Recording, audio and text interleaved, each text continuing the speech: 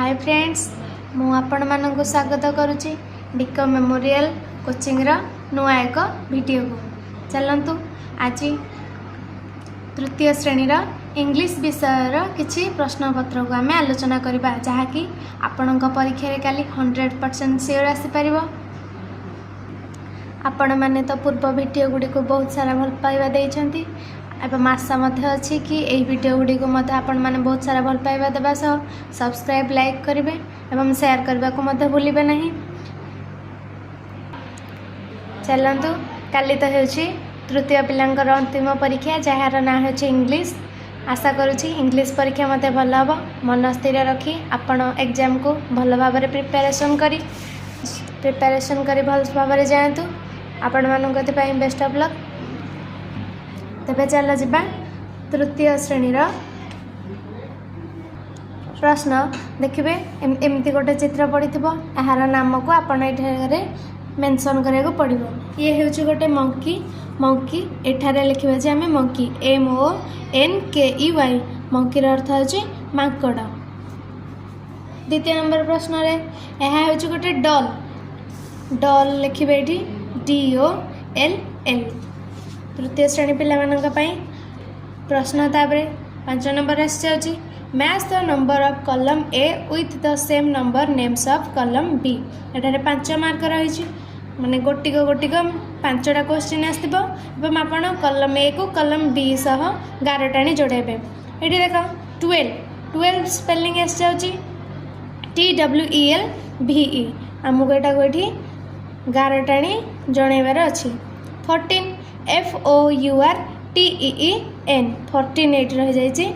16 SIXTEN 19 NINETEN 15 FIFTEN last. 6 number प्रश्न पत्र को जिबा। Write the English letter for the given Odia letters. यार अर्थ हो सब ओडिया रे जो लेटर गुड़ाक अक्षर गुड़ाक देखा जाइए ताकू इंग्लिश रे आमर लिखबार ही अच्छी। जमती कि एग्जाम्पल बा उदाहरण दे देछंती वर स्पेलिंग आसी W। यहाँ पर हर्षई हर्षई स्पेलिंग आसी IYA। तापर आसी तालबेश तालबेश स्पेलिंग आसी SHA। मोर स्पेलिंग आसी MA एवं शेष हर स्पेलिंग हम HA। एगुड़ी को आप सठिक भाव में लिखिदेवे। जदि न लिखे तेज यह भूल हो आपणकर मार्क कटिज। 7 नंबर को जिबा। Fill in the blanks with a letter for a meaningful word. एठारे अच्छी गैर शून्य स्थान को पूरण करवा आमको एमती शब्द एथर देवाक अच्छी एमती वार्ड एथर जॉइन कराया जहाँकि मीनिंगफुल रहिबो। देख फास्ट अच्छी BLL यार सठिक उत्तर हम BA बॉल BALL बॉल माने पेंडु। द्वितीय नंबर MOILE एटा हम मोबाइल MOBILE। तापर आसी एग EGG एग लिखिदेबा ये एग।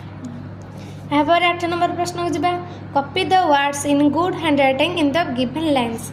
ये जो लाइन मध्य आपन को सुंदर सुंदर अक्षर करा लिखा गई।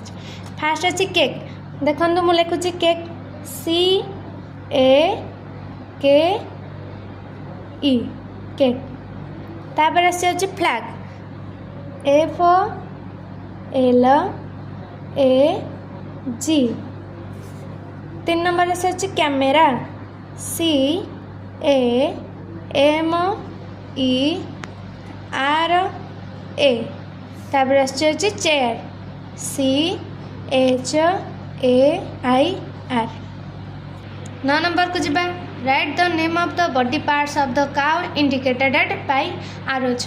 ये जो गायटी अच्छी ए गायर प्रत्येक बॉडी पार्ट को आमको जो आरो माध्यम दिखाई तार ना ये लिखा। फास्ट प्रथम आयर ईयर स्पेलिंग करवा EAR।